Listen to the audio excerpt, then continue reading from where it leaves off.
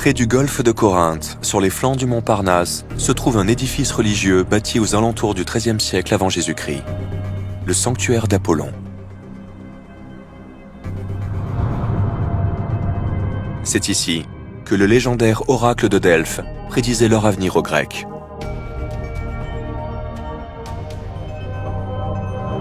Selon l'historien grec Plutarque, la prêtresse entrait dans une petite pièce du temple d'Apollon, s'asseyait sur un trépied et inhalait des vapeurs parfumées, la plongeant dans un état de transe. C'est ainsi qu'elle pouvait communiquer avec les dieux. C'était le siège du dieu Apollon.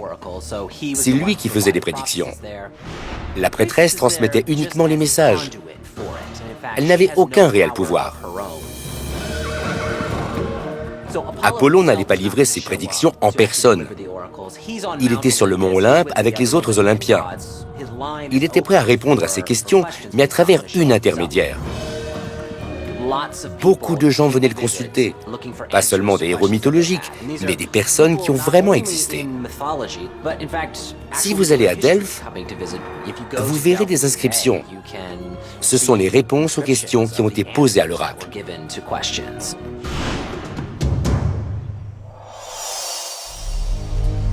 L'oracle a fait son ultime prophétie il y a plus de 1600 ans.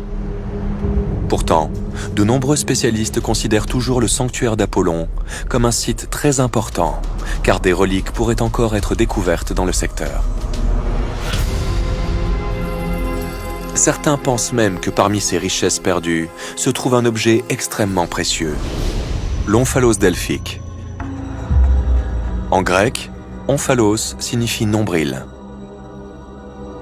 Il existait plusieurs omphalos à travers le pays. Mais la pierre ovale de Delphes était la plus exceptionnelle de toutes. Ce nombril représentait le centre de la Terre. Ce n'était pas le centre de la Terre comme nous l'entendons aujourd'hui, mais plutôt l'endroit le plus important pour les dieux. D'après la mythologie, Zeus envoyait des oiseaux dans plusieurs directions. Et c'est sur l'omphalos qu'il se retrouvait. Le temple a été construit au centre de la terre des dieux. Certaines légendes grecques suggèrent que cet omphalos n'était pas seulement le centre de la terre. Il était également la source du pouvoir prophétique du temple.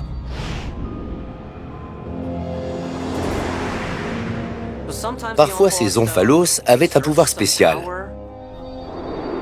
Certains dégageaient une sorte de fumée qui permettait à celui qui l'inhalait de parler aux dieux. Parfois, ce n'était que de simples pierres.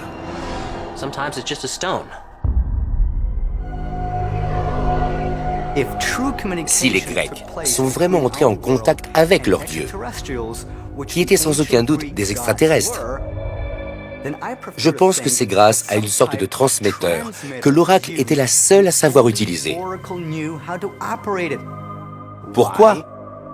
Parce qu'elle était l'élue. L'omphalos était peut-être un symbole qui représentait un objet très sophistiqué qui n'était pas en pierre.